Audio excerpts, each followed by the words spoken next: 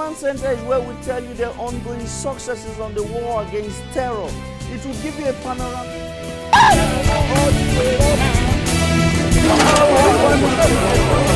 In the face of an ongoing insurgency in the Northeast.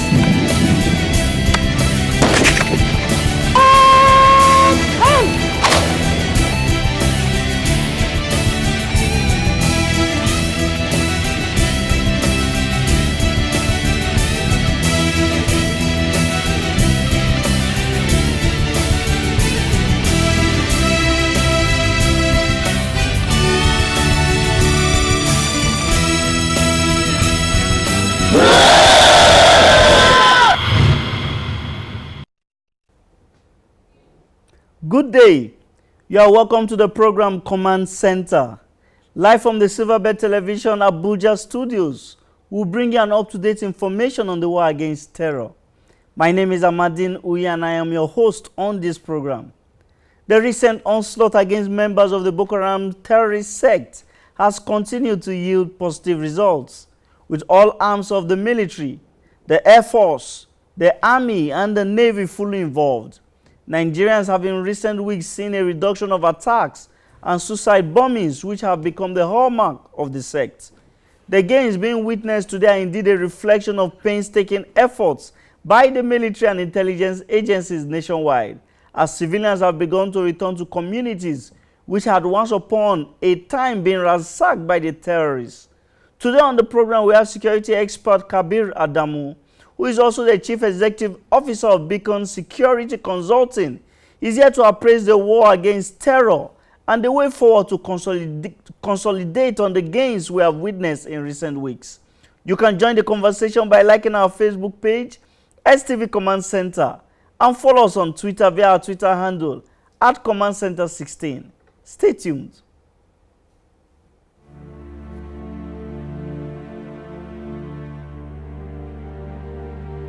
Terrorism is not jihad. It is cruel, wicked, and man's inhumanity to man. Both Islam and Christianity abhor the killings of the weak and defenseless. There can be no development without peace and security. See something, say something. Let's give peace a chance.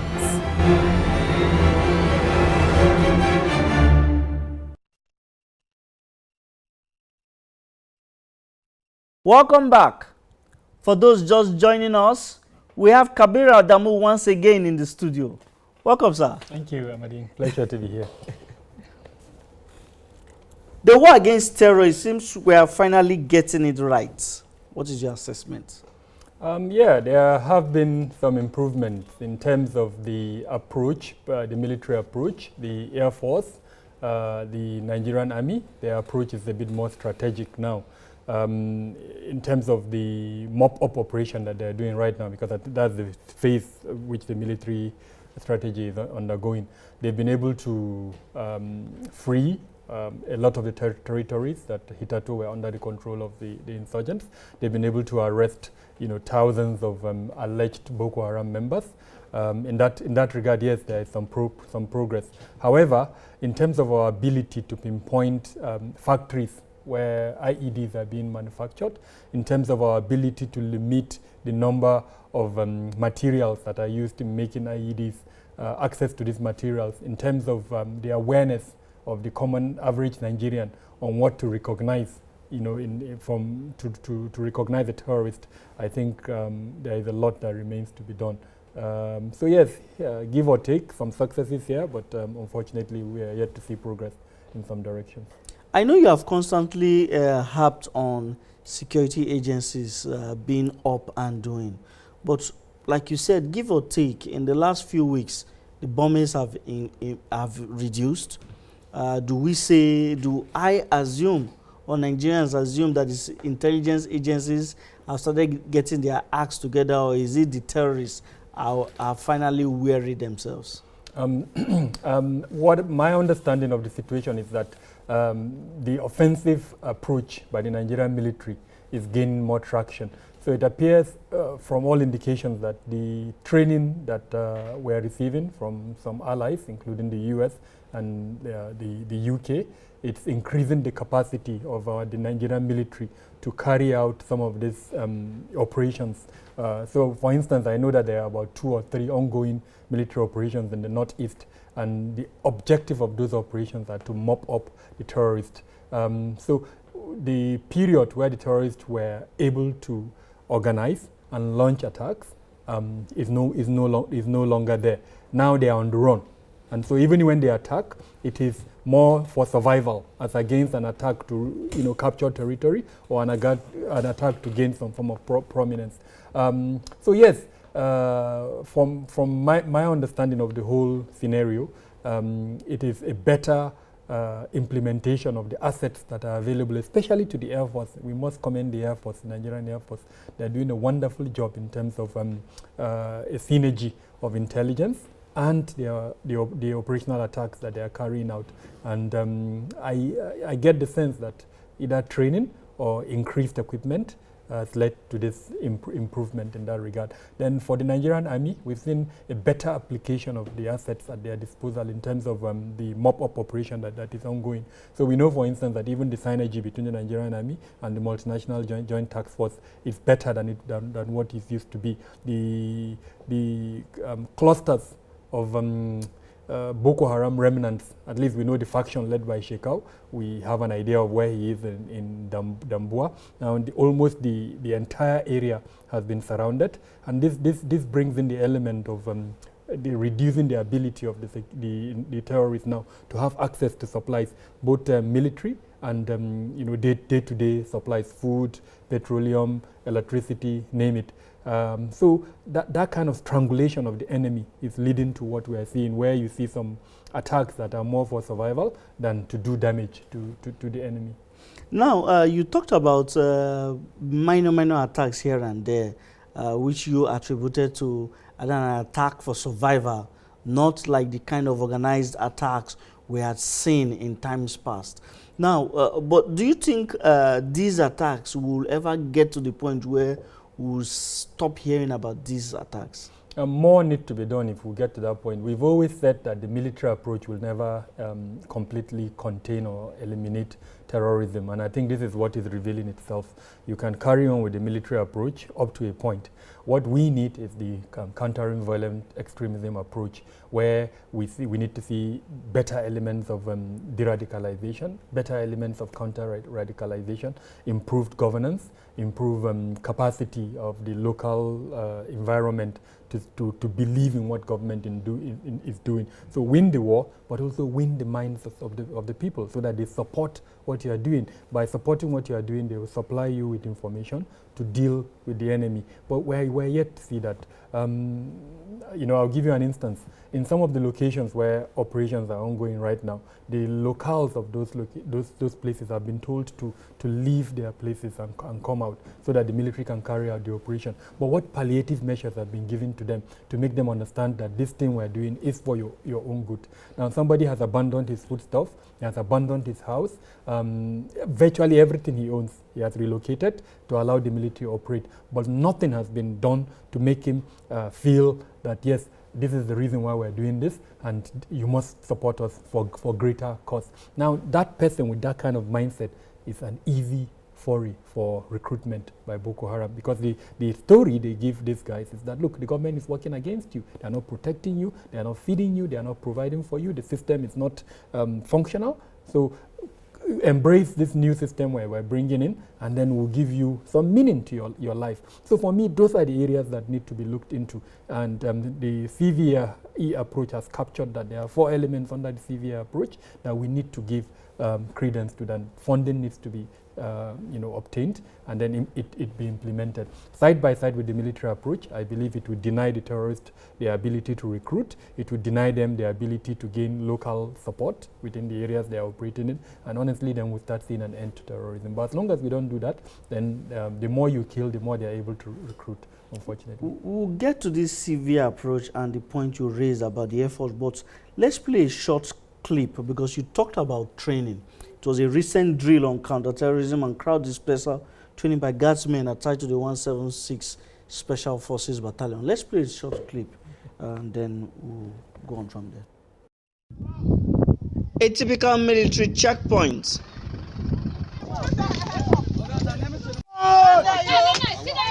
This time with terrorist suspects caught by vigilant guardsmen of the 176 Special Forces Battalion based in Gwagwalada, Abuja. Also a mock violent protest by angry youths.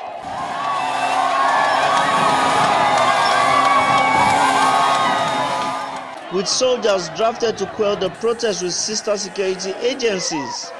This drill is expected to assess their performance. Exercises are usually carried out in the army, Nigerian army units and formations to train units in their various barrack locations and training areas as a refresher for them to be prepared for immediate deployment into battle areas. Now, the essence of this drill is to see how officers of the Nigerian Army can work with other security agencies to quell public and civil disturbances without the maximum use of force, but using modern civil crowd control techniques to arrest as many as the culprits as possible. I must say that we have tried to make sure that we up our games to be in tune with current realities. Because if we had stuck to the old methods, we would not be able to meet up with the kind of crowds that we have seen here today. But as it is, the troops were able to contain the crowd and they were able to prevent the situation from escalating. I've been training and the training behind the scene, and what we have been displaying so far is just a manifestation of our, if you like, efforts for the past weeks, months, since the beginning of the year, in line with Gas Brigade training directive. The simulation is also expected to assess preparedness and response of the guardsmen to other counterterrorism measures. Now, you talked about training and retraining, and in recent times we have seen the Nigerian Army now take training more seriously, training of its personnel, because they've come to the point where they understand that we are working with the civil populace. How much can this kind of training impact on the efficiency and capacity of these soldiers who are sent to the battlefront to curb the Boko Haram restiveness, to restore confidence on the part of the people and a sense of belonging as Nigerians? I think to summarize my response, I would say it appears to me it's a drop of a droplet in an ocean. More needs to be done. Yes, this is a good beginning, but frankly, more needs to be done. The entire ethos of the philosophy of the Nigerian military, approach needs to be changed. At the end of the day, the person holding the gun, whose constitutional responsibility is to protect life and property, protect territorial integrity, needs to understand that he's doing this for the average Nigerian. And this means that his use of that weapon should be limited to only when necessary. I'm still not comfortable with some of the steps being taken by the Nigerian security forces, including the military, in certain circumstances where restraint is required. A group of people out in the public carrying out protests, there are means with which you can do to contain those persons. The use of weapons, especially combat weapons, in those periods should be only when necessary. So this kind of training, like I said, is a good beginning, but frankly, we need to see more in terms of the parliament. I would always mention this. The parliament needs to come in. We have, I'm happy with what I've seen in the clip. Virtually all the security, paramilitary, military, police, name them, were involved in that training. So that's an attempt to have synergy in their operational capacities. However, what is lacking is that platform, that framework, that organizational framework that would instill it within them. in the course of our discussions, we've mentioned several instances where intelligence would have played a very critical role. So we know that there is an intelligence fusion center that was set up, if I remember well, probably by the Yaradua administration or the Jonathan administration. It's there, and monies are being released for that intelligence fusion center. But several times we know that there is a failure of intelligence. So what is the parliament doing to put pressure on the executive arm of government and ask questions? Money has been released. How come we're not seeing the result of this? That needs to be done. And bottom line, we need to see more synergy between the security forces, and trainings like this would definitely increase that synergy, but it is not enough. There must be a backing of the law. There must be a fusion of efforts between the operational heads of all of these organizations if we're going to have that synergy that we need. So in essence, you are calling for more accountability, but coming from our military background as a nation, I think the Boko Haram insurgency woke us up to the fact that the military must work with the civilian populace. Do you think we'll ever get there where you see a protest, soldiers drafted, and people don't get shot or killed? Because we've heard these complaints by Amnesty International, by human rights organizations in the last 1 year, and it's repeatedly occurred. We'll get to that point if the parliament starts playing their role, frankly. It's as simple as at the end of the day, no matter what the organization is, they need to come to the parliament to defend their budget. And once they start feeling the pinch on the parliament, on accountability, on transparency, on understanding that the essence of their job is the protection of life and property, then we'll start moving ahead. But for as long as we're playing, to the gallery, and the parliament doesn't seem to appreciate its role in all of this, at the end of the day, the executive arm of government is happy. I'm sorry to say this, but most of the organizations within the security sector, both intelligence and the other security forces, they are the essence of their job, especially the leadership, is regime protection. And once they are doing that, then the president and whoever is behind the president is happy with that. But you and I, the ordinary Nigerian, want to see the protection of life and property, and the people who would help us ensure that is done is the parliament. So we need to see them come on board. There are committees I'm almost certain more than 3 or 4 committees that are there to ensure that this is being done. So what have they been doing? We need to see that. In other countries, in the US and the UK, and name them, from time to time they hold parliamentary sittings where they ask critical questions. Remember when the Benghazi incident happened? Yes. How many times did we see investigations happening? But tell me the number of incidents that have happened in Nigeria. The most obvious one is the killing of about 300 plus people, allegedly by the military in Zaria. I'm yet to see that kind of parliamentary investigation. Onitsha. We have Zaria, we have Boso, we have the Southeast. So we need to see that. It is only when that is being done. And back to the topic of discussion, which is even the insurgency in the Northeast, it is this type of thing that would make the hierarchy of these institutions change the ethos of the philosophy of their approach, that will make the ordinary Nigerian now start supporting them. If you and I know that a policeman or a military man that is out there out there to protect us, both life and property, then believe me, we'll do everything to support him. But the moment you have a doubt that person who is using his gun against you, you will be the one to sell him out. And that is where we are, unfortunately. I know there has been progress, but we are not yet there. We need to see, we need to really walk the talk like they say. We've been saying it, but I'm not seeing any action in that regard. Amnesty International, yes, I have my issues around the way they operate, but they bring this thing to the fore, and we need to take it away from them by doing an in-house thing ourselves, and it is the parliament and civil society as well as the media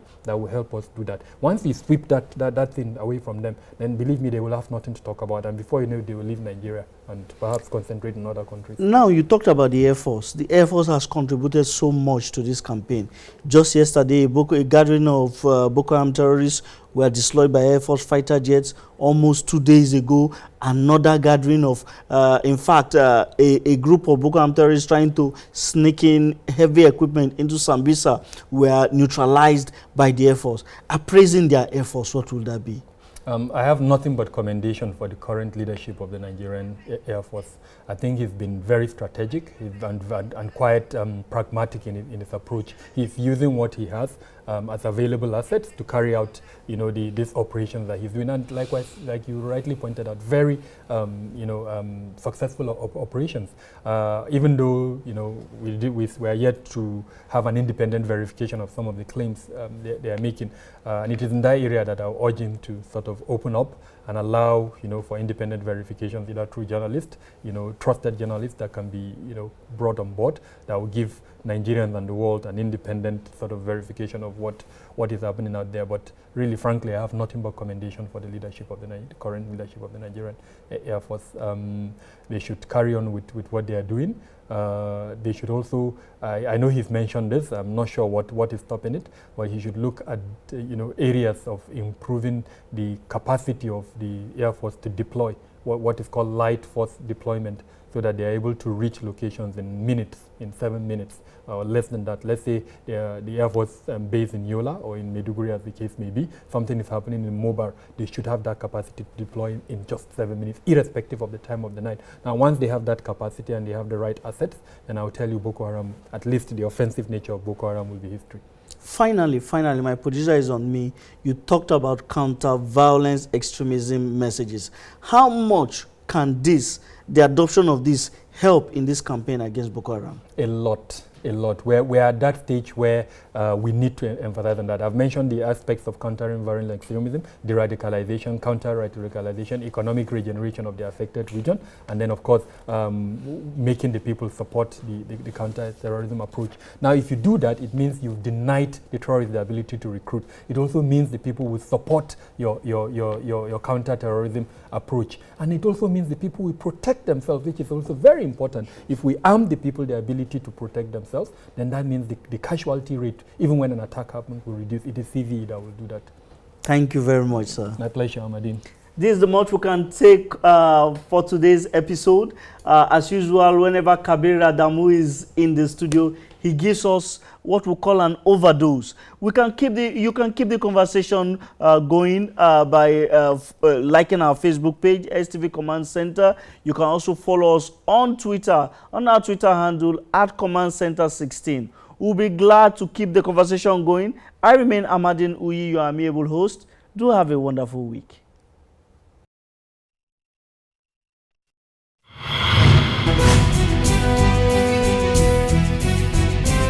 Command Center is where we tell you the ongoing successes on the war against terror. It will give you a panorama.